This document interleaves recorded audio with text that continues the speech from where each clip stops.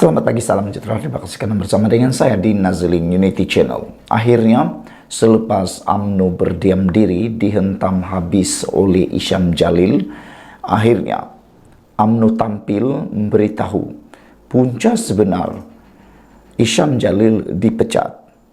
Saudara-saudara sekalian, rupa-rupanya Isyam Jalil dipecat kerana melampau mengkritik, kata Khalid. Ahli Majlis Kerja Tertinggi UMNO Isyam Jalil dipecat daripada parti itu kerana didapati bertindak keterlaluan dalam mengkritik pemimpin parti, kata Muhammad Khalid Nordin. Naib Presiden UMNO itu dilaporkan berkata, tindakan melampaui batas oleh Isyam itu boleh menggugat parti jika tidak dikawal dengan betul.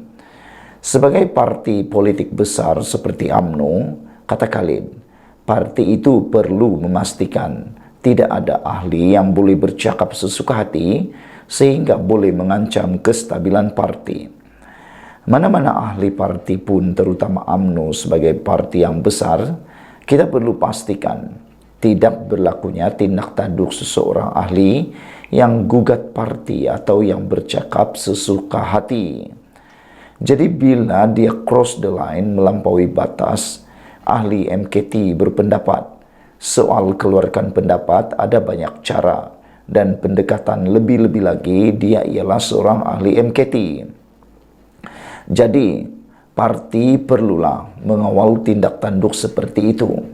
Kalau semua jadi macam dia, bermasalah nanti, kata beliau. Jadi ini soal urus disiplin ahli dalam parti. Kita mesti tahu berorganisasi, katanya seperti dilapor Sinar Harian.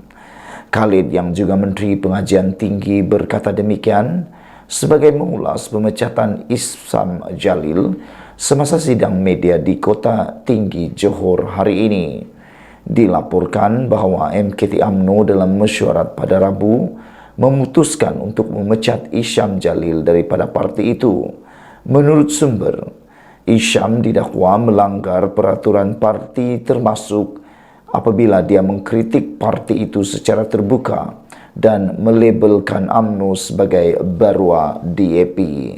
Saudara-saudara sekalian, perkara ini memang amat mengejutkan kita semua kerana Isyam Jalil merupakan seorang pemimpin besar MKT UMNO.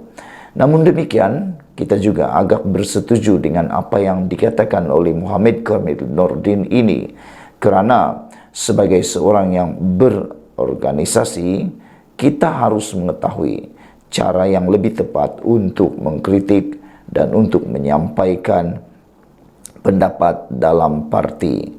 Seperti yang dikatakan di dalam sabudin.com, memecat ahli yang tidak setia, tidak patuh kepada keputusan serta pelembagaan parti dan melawan presiden bukanlah sesuatu yang asing.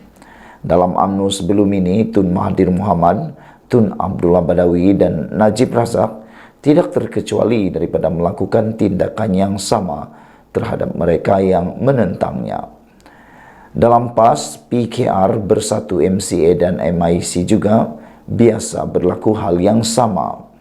Lebih dahsyat lagi, Muhyiddin Yassin selaku Presiden Bersatu malah berani memecat Tun Mahathir Mohamad sebagai pengerusi parti itu kerana bertelagah dengannya. Pokoknya, melawan Presiden parti sendiri adalah perbuatan yang tidak selamat dalam mana-mana perjuangan sekalipun. Semoga Isyam Jalil lebih dewasa dengan pemecatan ini. Sekian dulu untuk kali ini. Jangan lupa tinggalkan komen Anda, tekan butang subscribe. Kita jumpa lagi. Bye-bye. Selamat petang, salam sejahtera. Terima kasih kerana bersama dengan saya di Nazilin Unity Channel. Ini persoalan paling panas untuk PAS. Harap dijawab dengan segera. Apakah penyertaan Menteri PAS ke Expo Dubai 2020 yang turut disertai wakil Israel termasuk ciri-ciri sikap munafik? Itu soal Raja Kamarul Bahrain. Amanah hari ini mengingatkan bagaimana kerajaan PN yang mentadbir Malaysia pernah menyertai Expo antarabangsa yang disertai Israel, walaupun didedah agar didesak agar menarik diri seperti langkah diambil Palestin. Memetik Malaysia kini, Pengerusi Biro Antarabangsa Amanah Raja Bahrain Shah Raja Ahmad berkata, PAS juga sekadar mengikut tanpa dan tidak mempersoalkan dasar yang dibuat Putrajaya ketika mereka berada dalam kerajaan selama 33 bulan. Pada masa yang sama, kata Raja Bahrain, ketika Pengerusi Perikatan Nasional Muhyiddin Yassin menjadi Perdana Menteri, dia turut menyokong penyelesaian dua negara two-state solution bagi menamatkan krisis Palestin dan Israel. Ia dinyatakan Perdana Menteri ketika itu ketika Israel giat merobohkan rumah rakyat Palestin serta merampas tanah untuk dijadikan bandar baru Yahudi. Satu dunia sudah tahu rakyat Palestin ketiadaan tanah untuk tempat tinggal pada ketika itu. Itulah omongan kosong Muhyiddin, dan PAS sepatah pun tidak bersuara, sama di parlimen atau melalui Duta Khas Timur Tengah yang bertaraf menteri, katanya dalam kenyataan hari ini. Raja Bahrain berkata demikian sebagai mengulas kenyataan dibuat Presiden PAS Abdul Hadi Awang berhubung beberapa hari lalu yang menuduh kerajaan khususnya Pakatan Harapan bersifat munafik dalam isu Palestin.